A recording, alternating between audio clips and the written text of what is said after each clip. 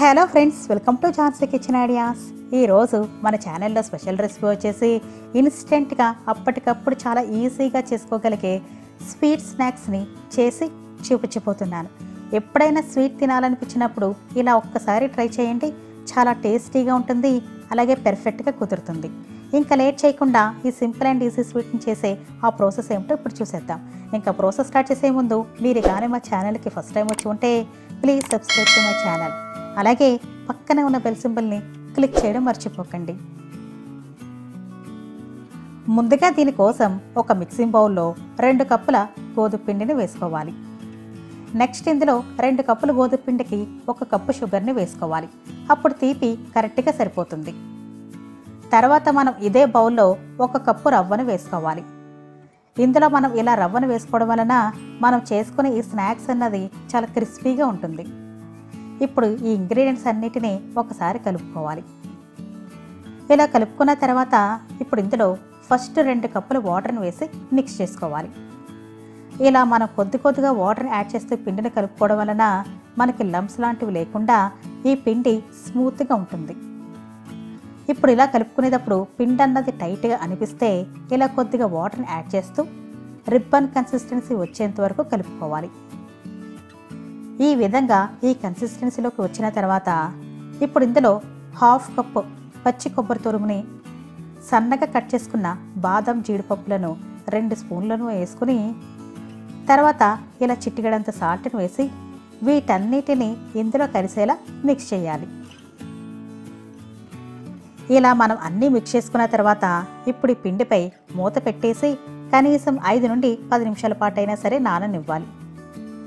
10 నిమిషాల తర్వాత చూస్తే ఈ విధంగా ఈ పిండి అన్నది కొంచెం చిక్కబడుతుంది.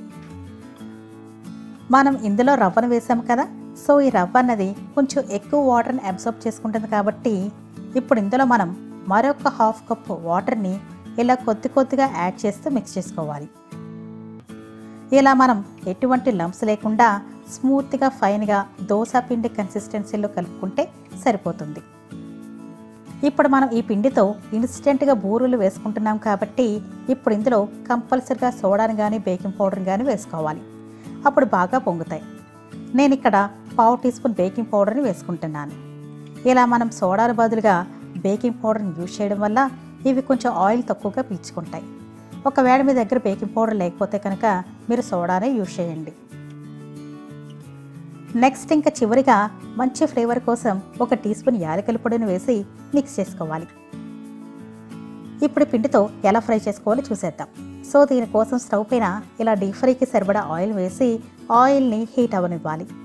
ఇప్పుడు ఫ్లేమ్ని మీడియంలో పెట్టి ఇప్పుడు గరిటెతో పిండిని ఇలా నెమ్మదిగా ఒకే పొజిషన్లో వేసుకోవాలి. ఇప్పుడు దీనిపై ఇలా ఆయిల్ వేస్తూ ఉండండి, అప్పుడు ఇది బాగా పొంగుతుంది. ఇలా కింద కాస్త ఫ్రై అయ్యాక అప్పుడు దీన్ని టర్న్ చేసుకుని మీడియం ఫ్లేమ్లోనే మరొక వైపు కూడా ఎర్రగా అయ్యేంత వరకు ఫ్రై చేసుకోవాలి. వీటిని మనం ఎట్టి పరిస్థితుల్లోనూ హై ఫ్లేమ్లో ఫ్రై చేయకూడదండి. ఒకవేళ మీరు అలా ఫ్రై చేస్తే లోపలంతా కూడా పిండిలో ఉండిపోతుందని గుర్తుంచుకోవాలి. ఈ విధంగా ఫ్రై అవుతే సరిపోతుంది.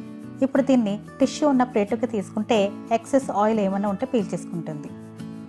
సేమ్ ఇదే విధంగా మిగతా పిండితో కూడా ఆయిల్లో వేసుకుని మీడియం ఫ్లేమ్లోనే అటు ఇటు కూడా ఎర్రగా అయ్యేంత వరకు ఫ్రై చేసుకోవాలి. ఇలా మనం చాలా ఈజీగా అప్పటికప్పుడు ఇన్స్టెంట్గా ఇలా స్వీట్ని స్నాక్స్ లాగా చేసుకుని సర్వ్ చేసుకోవచ్చు. వీటిని పిల్లలు కూడా చాలా ఎంజాయ్ చేస్తూ ఇష్టంగా తినేస్తారు. ఇంకా ఇందులో మనం కొబ్బరిని, డ్రై నట్స్ని వేసాం కాబట్టి దీని టేస్ట్ అయితే చాలా బాగుంటుంది.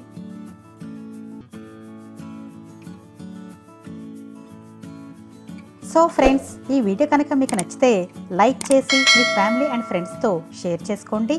అలాగే మీరు కానీ మా ఛానల్కి ఫస్ట్ టైం వచ్చి ఉంటే please subscribe to my channel.